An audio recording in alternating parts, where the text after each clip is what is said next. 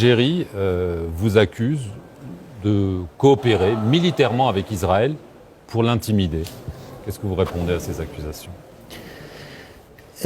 Bon, ça fait longtemps que j'ai arrêté de suivre ce que dit l'Algérie ou la diplomatie algérienne, parce que je vois qu'il y a beaucoup de contradictions, beaucoup de choses. Si ma mémoire est bonne, lorsque l'Algérie a décidé de rompre les relations, il y avait 6 ou 7 points.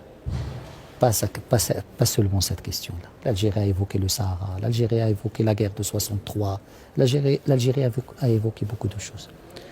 Je pense que c'était Talleyrand qui avait dit quand c'est excessif, lorsque c'est excessif, ça devient insignifiant. Et je pense que lorsqu'on est dans l'excès, on n'a plus d'impact. L'Algérie a pris des positions unilatérales, c'est son droit.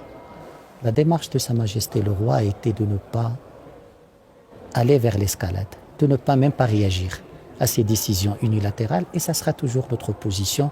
Donc l'Algérie est dans l'excès. L'excès, ce qui est excessif et insignifiant, mais les positions du Maroc sont claires.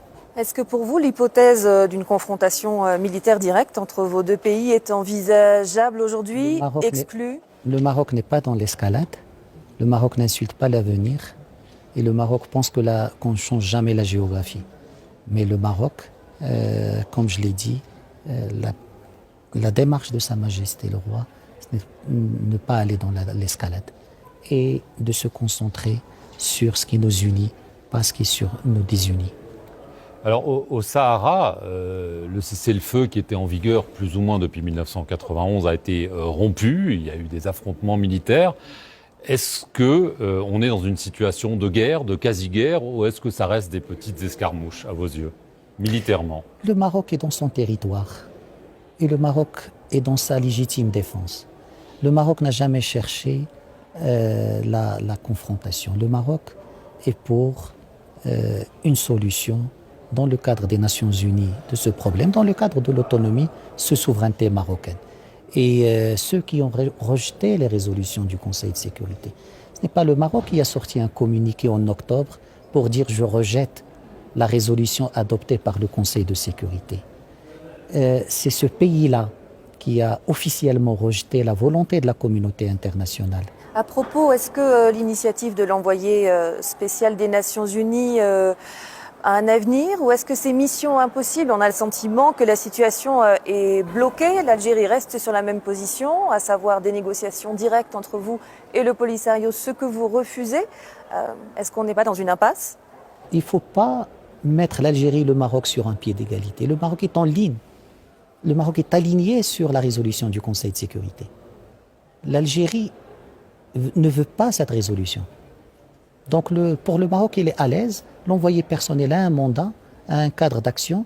Lui-même dit qu'il travaille pour les tables rondes. Si l'Algérie ne veut pas, c'est son problème. Mais est-ce que vous pensez que ça va se débloquer? Moi, je pense que, en tout cas pour le Royaume du Maroc, il y a une volonté pour trouver une solution dans le cadre de l'initiative d'autonomie marocaine, et rien que l'initiative d'autonomie marocaine. Le cadre, c'est un cadre des tables rondes, avec la participation de la véritable partie à ce différend régional. Dans ce couloir, demandez à n'importe quel diplomate. Le problème du Sahara, il est entre qui et qui. Lorsqu'on est un acteur de ce problème, et l'avantage de cette escalade algérienne, c'est que l'Algérie aujourd'hui a démontré qu'elle est la véritable partie à ce problème. Dans la salle, il n'y a que l'Algérie qui prend la parole sur ce dossier-là. Je vais en venir au dossier libyen rapidement.